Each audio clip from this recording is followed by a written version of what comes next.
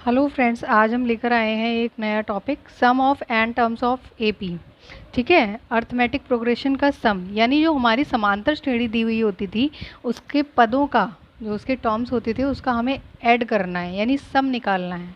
ठीक है, उसका सम क्या होता है, उसके लिए फॉर्मूला होता है हमारा, जैसा कि हम पहले पढ़ चुके हैं समांतर श्रेणी में, S n equal to n by two a plus l. ये कब लगेगा? जब first term and last term are given, जब हमें पहला पद और लास्ट जो पद है वो दिया हुआ है तो। ठीक है, इसी तरह से S n equal to n by two two a plus n minus one into d. ये कब करना होगा? जब सीरीज़ हमें गिवन होगी या किसी भी टर्म के लिए, किसी भी सीरीज़ के लिए हम ये फॉर्मूला अप्लाई करेंगे। ठीक है, अब पहला क्वेश्चन हम लेते हैं, find sum of 22 terms of series 5 plus 8 plus 11 plus 14 plus and so on. ठीक है, एंड टर्म्स की का सम निकालना है इसमें। तो हमारी श्रेणी क्या है यहाँ पे, ये हिंदी में भी दे रखा है। ठीक है, 22 पदों का योगफल निकालना है। तो 22 पदों का योगफल निकालने के लिए सबसे पहले हमें क्या चाहिए होगा? ए की नीड है। देख लेते हैं फॉर्मूले में किस किस चीज़ की ज़रूरत है। ए यानी पहला पद है हमारे पास, डी यानी डिफरेंस, कॉमन डिफरेंस जो है वो भी है। ठीक है, एन यानी 22। ठीक है, तो हम लिखते हैं ए इक्वल टू क्या हो जाएगा 5, डी इक्वल टू क्या हो जाएगा 8 माइनस 5 इक्वल टू क्या हो जाएगा 3। तो डी इक्वल टू हमारा क्या हो गया 3। ठीक है, ए हो गया, डी हो गया, एन इक्वल टू 22 है क्योंकि 22 टर्म्स का निकालना है तो एन की जगह पे 22 हो जाएगा। फॉर्मूला क्या होता है? S n equal to n by two a plus n minus one into d, ये है। ठीक है, सीरीज गिवन है।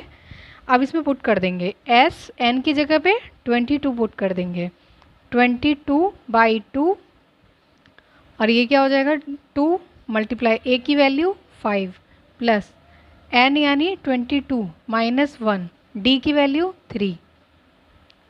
अब इसको कट कर देंगे, क्या आ जाएगा 11 टाइम्स कट हो जाएगा, 5 टू ज़ा 10, 21 मल्टीप्लाई 3।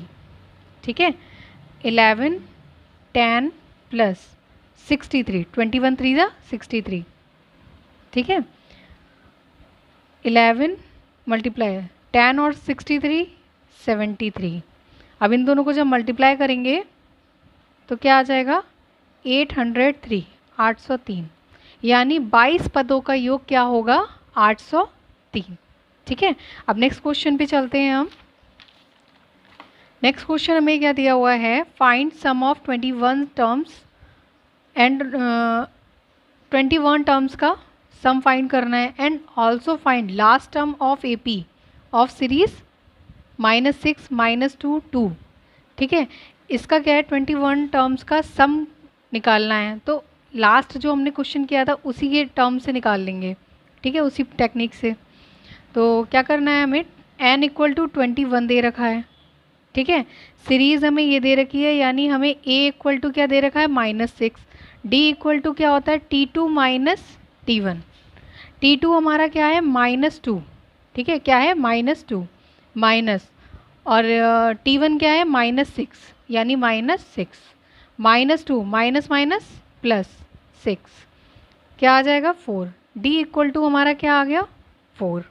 ठीक है, D इक्वल टू 4 आने के बाद हम फॉर्मूला लगा देंगे S21 क्या होता है n by two 2a plus n minus 1 into D. ठीक है, तो n की जगह पे 21 बाई 2 a की वैल्यू -6 ब्रैकेट में लिखेंगे इसे, n यानी 21 माइनस 1 d की वैल्यू 4।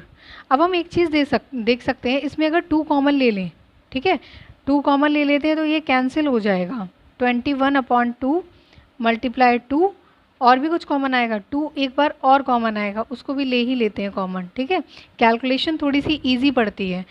जब भी कोई भी टर्म हो, चाहे 2 है 3 है, अगर वो कॉमन हमारा आ जाता है तो हम कॉमन ले लेते हैं, उससे हमारी कैलकुलेशन ईजी हो जाती है। मल्टीप्लाई हमें बहुत लॉन्ग नहीं करनी पड़ती है उसके लिए। तो हमने यहाँ पे क्या 2 कॉमन ले लिया, 2 इसमें से कॉमन, तो यहाँ पे क्या बचा -3 प्लस, अब यहाँ पे 4 कॉमन हो गया तो यहाँ पे क्या है 20 बचा। ठीक है, 2 से 2 कैंसिल, 21 2 ज़ा 42 मल्टीप्लाई, कितना बचा है यहाँ पे 17, ठीक है 17 और 42 कितना हो जाएगा 714, कैलकुलेशन करेंगे, ठीक है।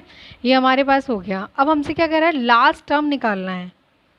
क्या करना है, लास्ट टर्म। अब लास्ट टर्म कैसे आएगा, देखो ये तो सम है, ध्यान रखिएगा ये सम है, मिस्टेक मत कीजिएगा। कहीं सोचेंगे ये S21 है, यही तो लास्ट टर्म है, ये लास्ट टर्म नहीं है, ये है हमारा सम, पूरी सीरीज जितनी है 21 टर्म्स तक उसका है।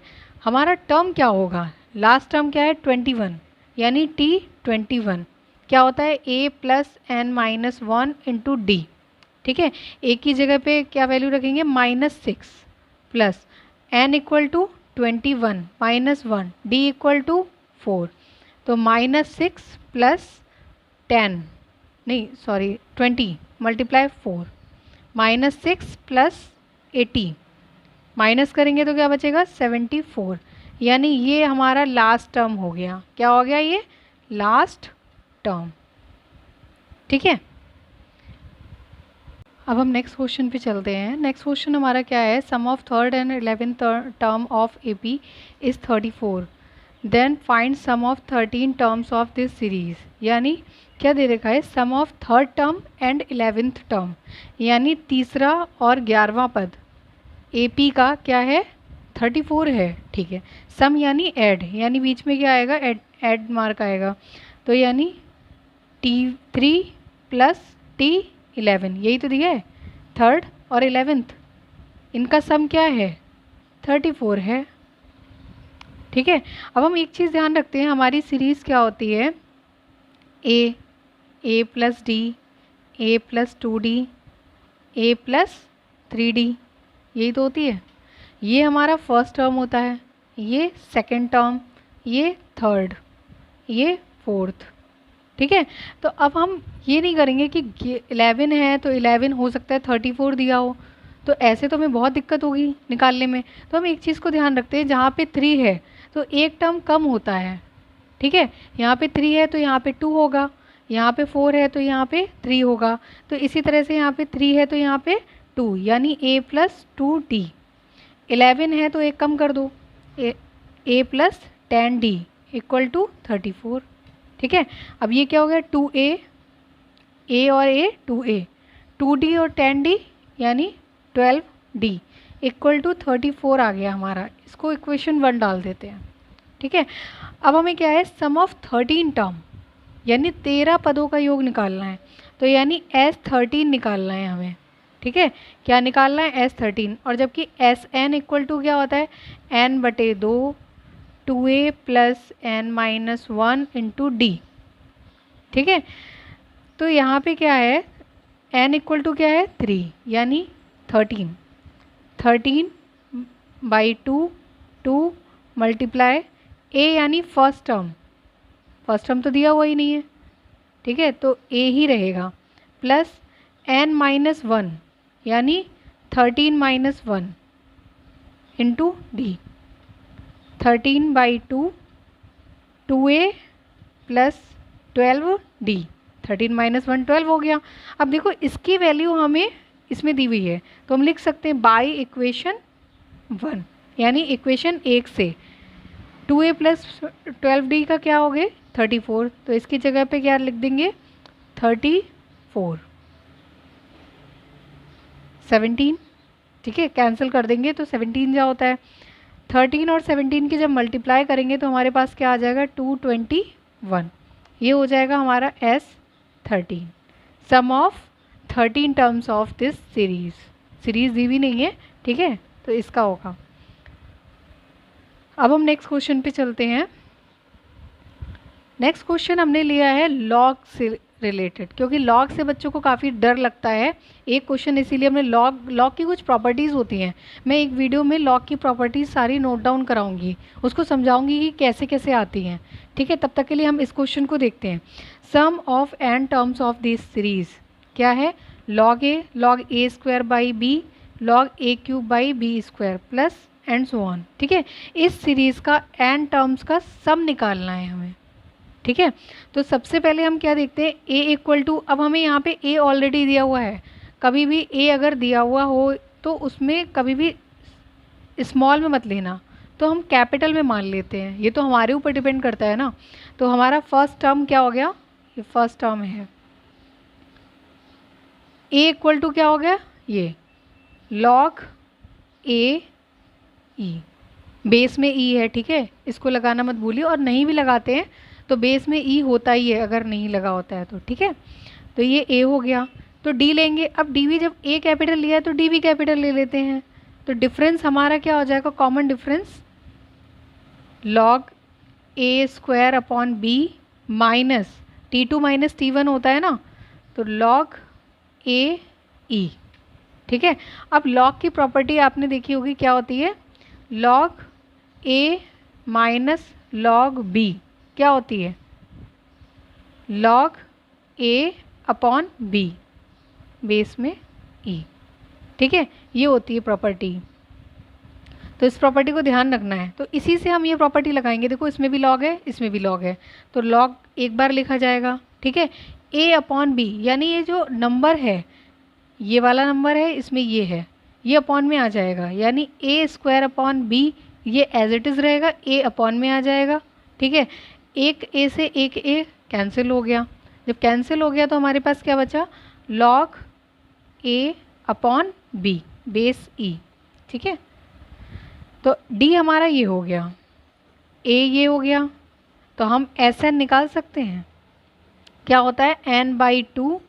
अब जैसे हमने फॉर्मूले में यहाँ पे 2a स्मॉल में लेते थे, Sn equal to 2a n/2, 2a plus n-1 into d, जब हमने कैपिटल में माने हैं तो फॉर्मूला भी हमारा चेंज कर लेना, ठीक है, क्या हो जाएगा 2a plus n-1 into D, capital इसलिए माना है जिससे कि कन्फ्यूज़न ना हो, पता लगा ए ऐड कर दिया सब गलती हो जाएगी। तो n हमारा क्या है, n ही है, क्योंकि n टर्म्स की ही फाइंड करना है, ठीक है। और